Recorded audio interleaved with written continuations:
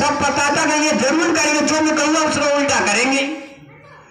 तो वो जो वेदांता हॉस्पिटल में वही काम हुआ जो गुरु महाराज ने मना किया, वही सब काम किए कि या तो हम आराम से कर लेंगे,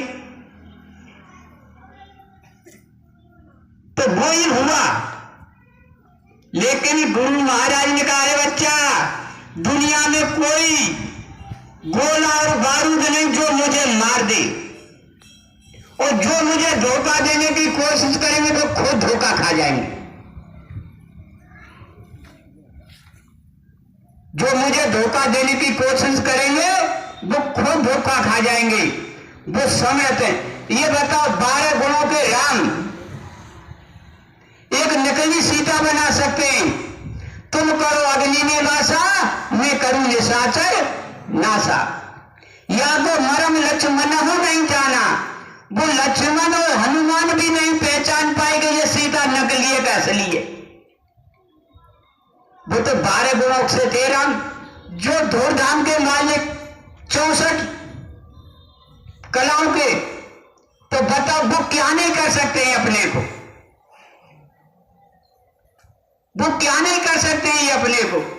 लेकिन केवल हम लोगों की परीक्षा लेने, ये देखो ये क्या करते हैं, छोटा मोटा टेस्ट तो लेते ही ना, काम हमको करना। अब कुदरत अपना काम करेगी, अब वो साइड से हो गई। उससे पहले गुरु महाराज ने कहा, अरे बच्चा, पहले छटनी होगी, फिर कटनी होगी, फिर चटनी होगी। अब छटनी तो करीब करीब हो गई, कुछ थोड़ी बहुत रह गई है। क्यों? जब राम लंका को जा रहे थे तो समुद्र में रास्ता बनाने के लिए राम के साथ में जो भालू बंदर फौज थी, राम राम कह के पत्थर डाले समुद्र में, वो सब पैर रहे।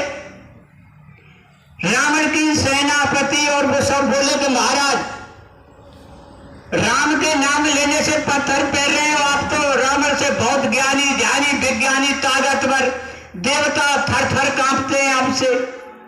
आपका नाम भी एक अक्षर ज्यादा, वो राम, आप रावण, तो आपके नाम से भी पत्थर तैरने चाहिए।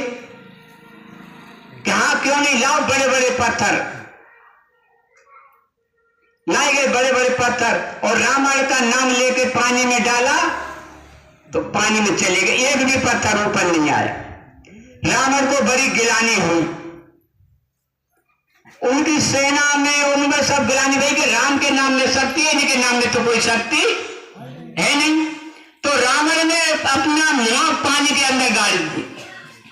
अब बोले, अगर राम के नाम में शक्ति है तो मैं जब जानूं कि ये मेरे पत्थर ऊपर आ जाए।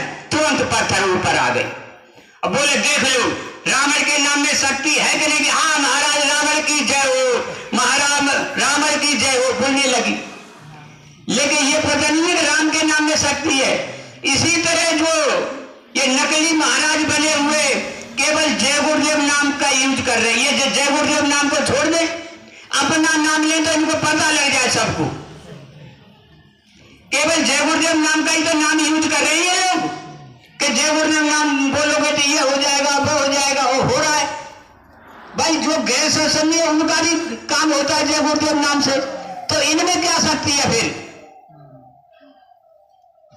ये अपना नाम ले तो पता लगे इनको, जो है नाम की जरूरत तो पता ही है, तो गुरु महाराज का नाम है। इसी तरह जब महाभारत होने को था तो वो ड्रामा तो करना ही पड़ेगा। तो ऐसा आदमी छांटा जाए जो मैं कहूं उसका उल्टा करे और करवाए।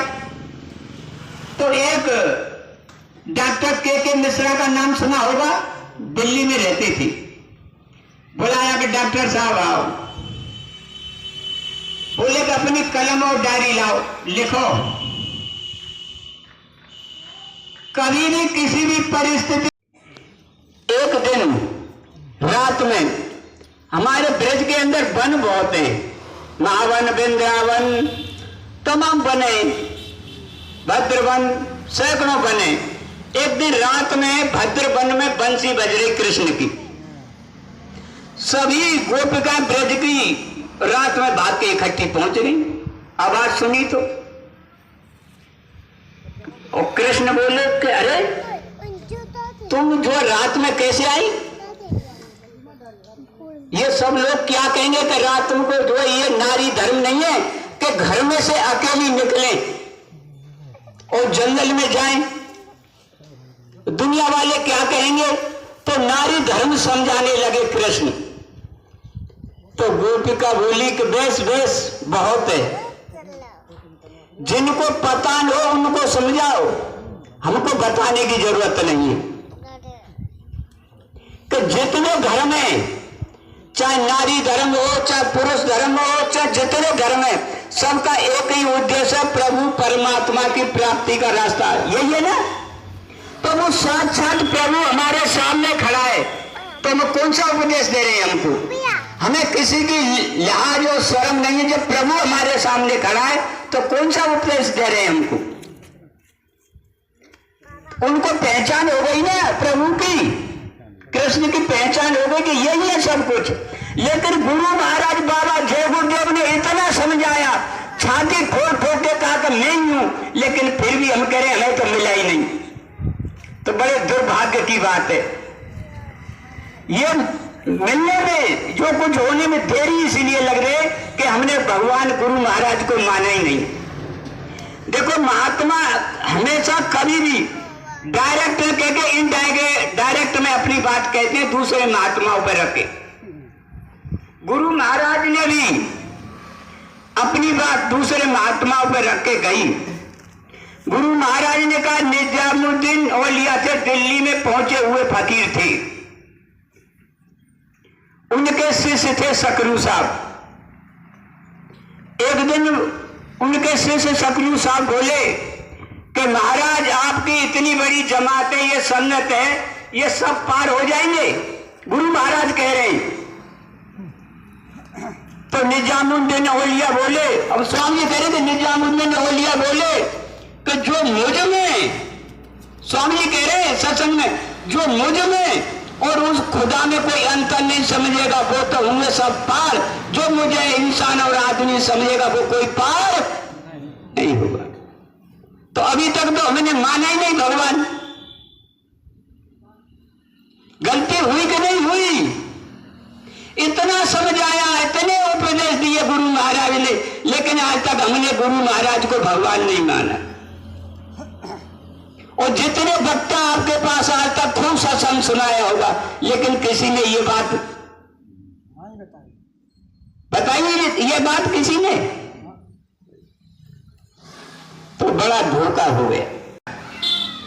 तो राम की सबसे प्रिय माता केकई थी, और केकई भी राम को बहुत मानती थी, बहुत प्यार करती थी। राम भी केकई को बहुत प्यार करते थे। छुपके केकई के पास पहुंचे कि मां ये क्या हो रहा है? कि बेटा तुम्हारा राज तिलक होगा, राज तिलक की तैयारी हो रही है। कि मां मैं जिस काम के लिए मेरा काम तो अधूरा हो जाएगा, तुम मेरे काम में सहयोग करो। कि क्या है? पहले वचन दो तुम, जब तुम वचन दे दोगी जब मैं बताऊंगा। तो केकई ने उसको वचन दिया, फिर बच्चा कि जो तुम कहोगे मैं करूंगी। कि मां मेरे काम में बहुत कष्ट भोगना पड़ेगा तुमको। क्या कष्ट भोगना पड़ेगा? कि हो सकता है मेरे काम में तुम विधवा भी हो जाए। कि ऐसे कैसे? कि हाँ ऐसा ही है। हो सकता है आगे चल के कोई भी तुम्हारा नाम, अपने बच्चों का नाम केकई नहीं रखेगा। कि ऐसे कैसे? कि हाँ। तो बेटा क्या होगा? कि मां हमारे पिताजी ने, राजा दशरथ पिताजी ने तुमको 2 वरदान दिए थे। कि हाँ, तो वो दोनों वरदानों को अब तुम मांग लो, समय आ गया है। क्या? का पहला वरदान तो मेरे लिए 14 साल का वनवास। एकदम केकई गैर होश हो गई कि ऐसे कैसे हो सकता है? मैं अपने जगर के टुकड़े को 14 साल के लिए वनवास कैसे भेज सकती हूँ? नहीं मां, तुमने वचन दिया, ये सब करना पड़ेगा। दूसरा मेरे छोटे भाई भरत को राज, ये मान लो।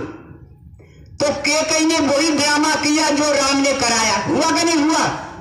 14 साल के लिए राम वनवास गए, यही झूठ, यही बोरा टाट पहन के 14 साल तपस्या की राम ने, को दंड कठिन चढ़ाया तन जट झूठ बांधे सोई की, यही झूठ के कपड़े पहन के 14 साल तपस्या की।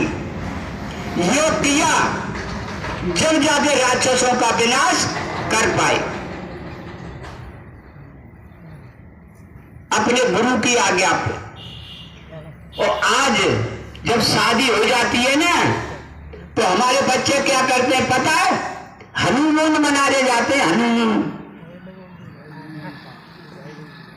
अगर 14 साल छोड़ दिया जाए उनको साथ साथ, तो एक टोली भर के लाएंगे। लेकिन 14 साल में 7 सोए 7 रहे, लेकिन 3 प्राणी गए, 3 ही आए ना भाई पर वापस, एक भी तो नहीं भरा, क्योंकि उन्होंने योग किया, ब्रह्मचर्य का पालन किया राम ने, तब राक्षसों का विनाश कर पाए। इसी तरह कृष्ण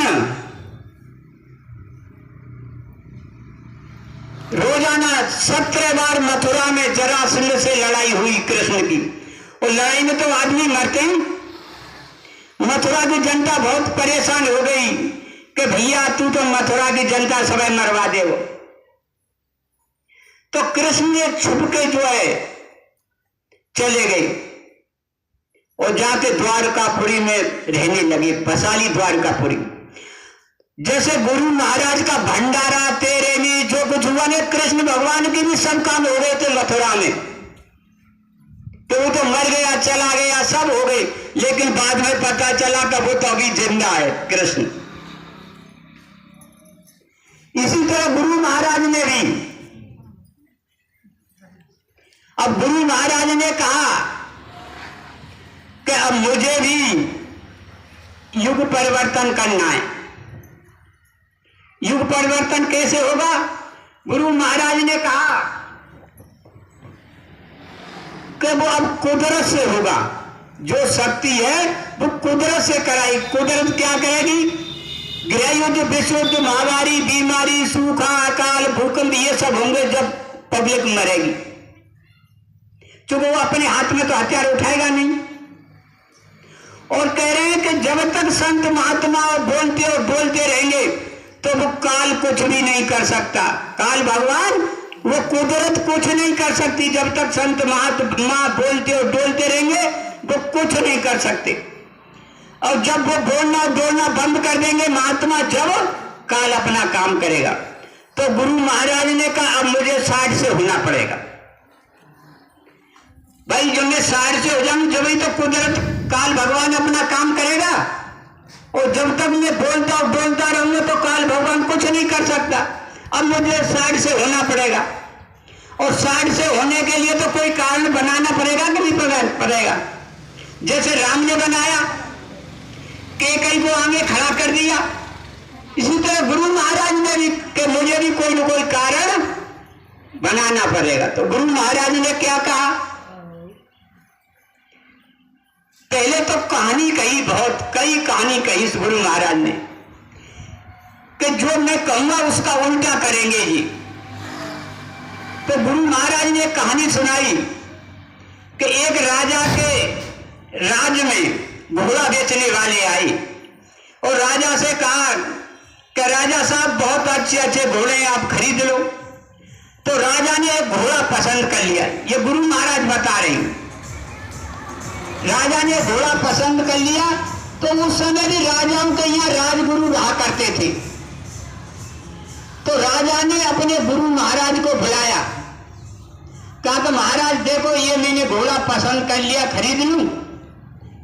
तो वो महात्मा बोले कि राजन आपने ये पसंद कर लिया तो आप खरीदोगे जरूर, मानोगे नहीं, लेकिन मेरे हिसाब से इस घोड़े को नहीं खरीदना चाहिए। चलो राजन खरीद ली तो कोई बात नहीं, लेकिन राजन इस पर कोई सवारी नहीं मत करना तुम। लेकिन राजन तुम मानोगे नहीं, खरीदोगे भी और सवारी भी करोगे। चलो राजन सवारी भी कर ले तो कोई बात नहीं, लेकिन राजन इसको जो दक्षिण दिशा में मत जाना तुम असवारी कल के, लेकिन राजन तुम सवारी भी करोगे और दक्षिण दिशा में भी जाओगे। चलो राजन दक्षिण दिशा में भी चले जाए तो कोई बात नहीं, लेकिन चलो राजन घर भी ले आए तो कोई बात नहीं,